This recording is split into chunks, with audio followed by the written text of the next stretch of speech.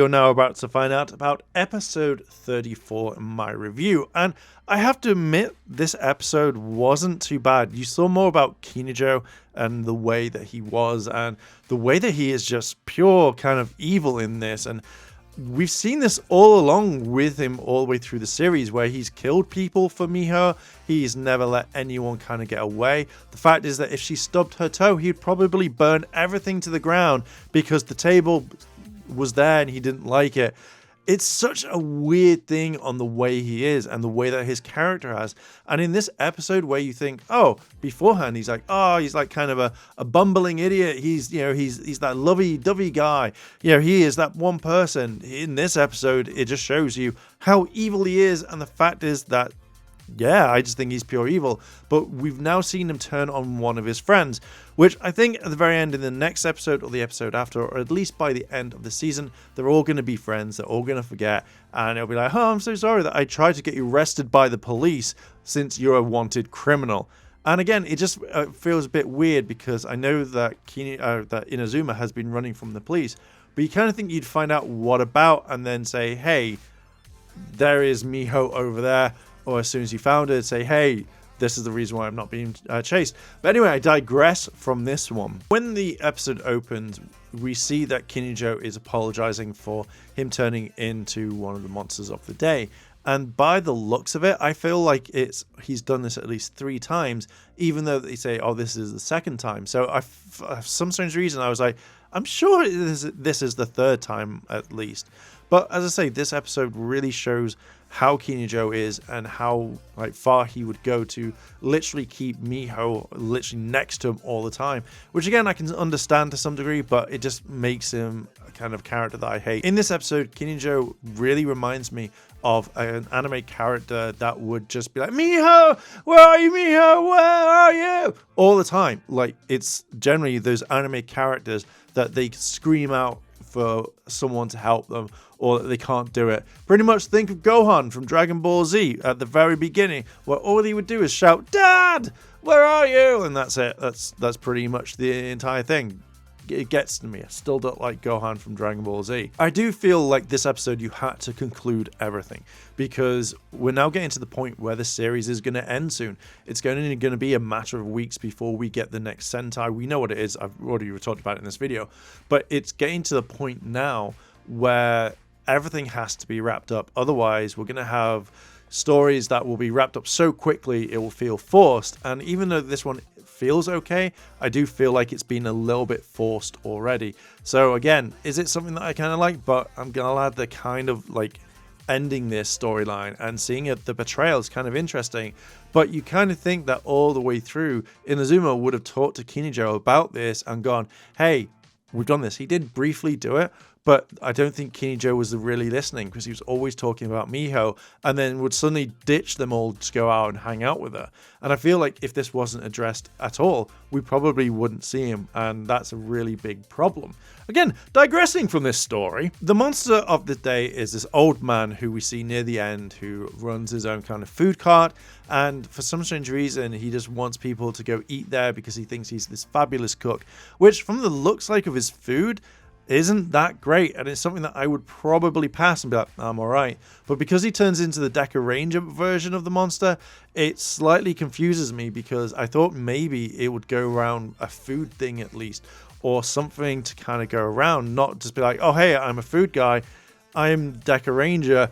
But if Deca Ranger was a police officer, I could wholeheartedly see that a lot more.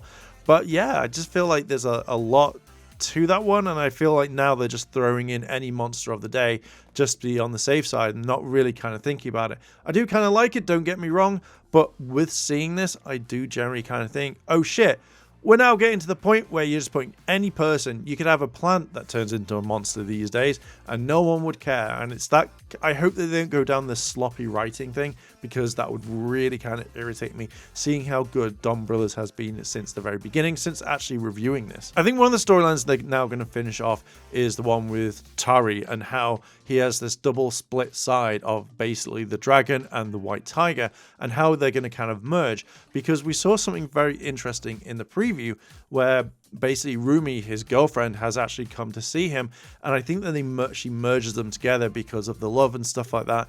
And I feel like you'll see something, and it'll be more dedicated around about him for a little bit, or at least we'll get an episode maybe more about him later, where he actually becomes one. He gets a new form, and he's able to kind of join forces to the gold Oni Taijin, which we've seen much later on. And I think that will happen the most. And that's one thing that I'm very looking forward to, because I don't like the split version. I don't really like Tari that much. So it's going to be a very interesting kind of story to kind of go with. I want to see more of the love triangle between Inazuma, Kinijo, Natsumi, and Miho. But obviously we had to finish the Sonny storyline, where I think in a way, as much as I kind of wanted it to last a little bit longer, I feel like now is the right time to kind of end that whole thing with Sonny is basically taken Taru's kind of energy, and he thinks that they are, because again in this episode they reference that both Sonny and Taru are exactly the same person, which again is a bit annoying. So it's really nice to see they kind of like Sonny go back to his original stance, but it's just kind of weird that he took him all the way to this food vendor thing and was like, you have to dress up.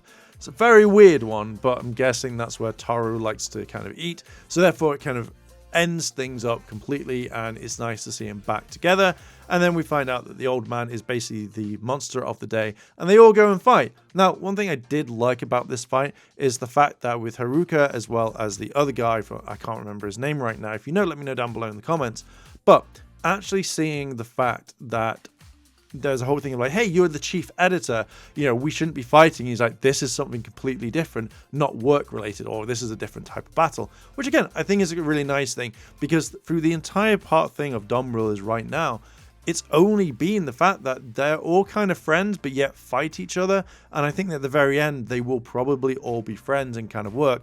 And I think you'll have chief editor, as his name is in this, will help Haruka actually turn around and finish that manga. But as soon as they kind of the main bad or the powers are gone, I think what mainly will happen is that all their kind of bad fortunes and stuff will disappear and it'll become a thing. So I'm kind of looking forward to seeing that. But we actually get to see more of Don Momotaro's power when he uses the golden phoenix and actually gets super speed. He's able to trap his enemies, and I kind of like that. We saw the trapping the enemy in the last one. Sonny got actually kind of caught in this and he breaks free, but it's really nice seeing the super speed on how far that they can go, and it's actually proper super speed, not just it's kind of like a thing that we've seen from Goonja or from say RPM where it's like zoom zoom zoom, or I think previously with one of the monsters where literally it felt like he was really slow. But in this one I generally kind of really like seeing Don Momotaro actually use his abilities, but when it feels like he's at full power, and then when it's like festival over. So I didn't kind of like that, because I don't see Don Momotaro being a down character whatsoever, and he's always happy when he's morphed and he's actually fighting. But this does lead into the Megazord fight. We get to see a brand new formation, which is the Golden Oni Taijin. I think this was a pretty nice one. I did also like the fact that they addressed that both blue and pink couldn't actually see over the giant armor thing that they've got. I generally thought that was quite kind of cool, and it was nice to kind of see it. You don't actually see much of the fight, but it's nice to see an actual physical Megazord suit, not the CGI that we got previously, which really kind of brought it all down. We now come to the end of the episode, and this is the one part right now to me that I feel was a little bit kind of evil. So Kinijo wants Miho back, but the way that he's saying and talking about it, it's like, I want my possession back. I want my thing back. Give me my toy back. You know, and it's just, rather than actually talking about it and, you know, him actually sounding sincere, he's like, okay, giving me her back. And I felt like this was a big thing where he knew what he was doing. So rather than say, hey, can we have a conversation? He was like, I'm going to get you arrested, and that will somehow bring Miho back to me. But it's just the way that he smiles. Kinijo's smile is proper evil. And it works so well with the character, with the actor doing it is so well done, which makes me kind of think, oh shit, I would not want to be on his bad side whatsoever, because I feel like he would actually use his powers to fight me, to actually hurt me, to whatever.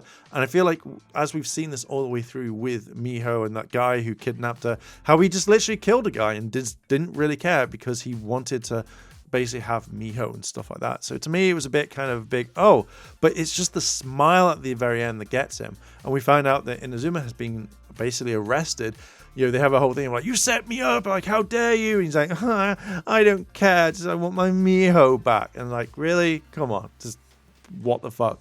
But we know the fact is that he's now been framed for her murder, or they want to know more about it. And I kind of feel like you could easily turn around and say she's here, and they'd be like, all right, this will be cleared up straight away. So yeah, quite a lot to it. I just don't like Kinijo's evil murderous smile, because dear God, and just the way he looks at Inazuma at the end, not a big fan. Kind of looking forward to the next episode. This episode in fair was quite nice. I would have liked to have seen a bit more of how, like, say, Kinijo met Miho. I think that would have been interesting, and that would have been fine. I think that would have been interesting to see. But yeah, I think it's a good episode. And that's it. That's my review. See ya.